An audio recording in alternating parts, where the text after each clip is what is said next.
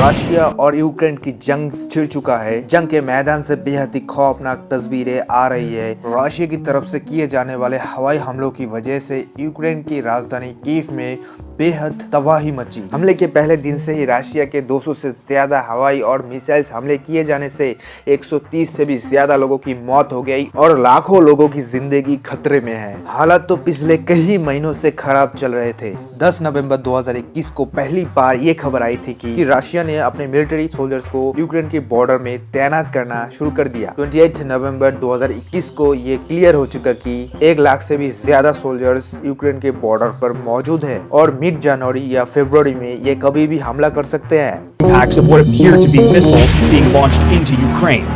दिसंबर तक ये खबर फैल चुका था और यूएस प्रेसिडेंट जो बाइडेन ने रशिया के अथॉरिटी को धमकी दी कि यूक्रेन में किसी भी तरह का इन्वेजन अगर किया गया तो इसका जवाब बेहद सख्त मिलेगा। फिर यूएस की इंटेलिजेंस का ये कहना था कि 16 फरवरी वो दिन है जिस दिन रशिया हमला बोल देगा, लेकिन 16 फरवरी आया और कुछ भी नहीं हुआ। इस चीज का काफी मजाक बनाया गया था। अब अगर जो ब्लैक डॉट्स देख रहे हो मैप पर, वो नए सोल्जर्स है जो लाया गया है पिछले कुछ महीनों में। तो रशिया ने यूक्रेन देश को तीनों डायरेक्शन में घेर लिया है। कितना एरिया रशिया अपने कब्जे में लेना चाहेगा ये कोई नहीं जानता। कुछ लोगों का कहना है रशिया यूक्रेन की राजधानी कीव तक पहुंच के पूरे देश को खत्म कर देगा। फिर अगर यूक्रेन की मिलिट्री स्ट्रेंथ देखा जाए तो रशिया के मुकाबले बेहद ही कमजोर है। रशिया के पास 4 गुना ज्यादा एक्टिव सोल्जर्स है यूक्रेन के मुकाबले, 15 गुना ज्यादा फाइटर जेट्स है, 5 गुना ज्यादा टैंक्स है और इसीलिए यूक्रेन अपने आम सिविलियंस को ट्रेनिंग देने लग रहा है। उनकी जनता भी देख रही है ये खतरा और अपने देश के लिए खड़ा भी हो रहा है। अब देख सकते हो अगर रशिया यूक्रेन को इन्वेड करता है, यूक्रेन की जनता कभी भी हार नहीं मानेगी, मरते दम तक अपने देश के लिए खड़ा रहेगा।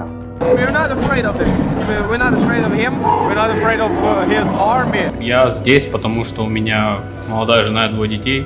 Это моя страна, и я готов ее защищать. Are you scared for your family? We're all going to die someday, and the thing you can do is you can live your life in dignity.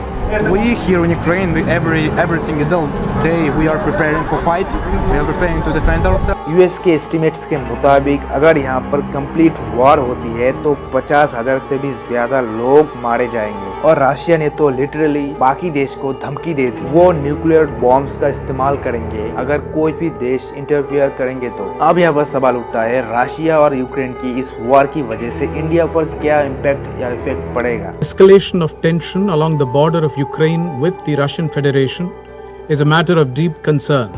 अगर इमीडिएटली इम्पैक्ट की बात करें तो जो इम्पैक्ट इंडिया पर पड़ेगा, अनुमान के हिसाब से यूक्रेन में 25,000 इंडियंस हैं। इनमें से 20,000 स्टूडेंट्स हैं जो मेडिकल या इंजीनियरिंग पढ़ रहे हैं यूक्रेन यूनिवर्सिटी में। वॉर की वजह से इंडिया और यूक्रेन के बीच में सिचुएशन इतना जल्दी बदल रहा है जिसकी वजह से इंडिया में रहने वाले उन यूक्रेन इंडियंस के परिवार बेहद चिंतित है।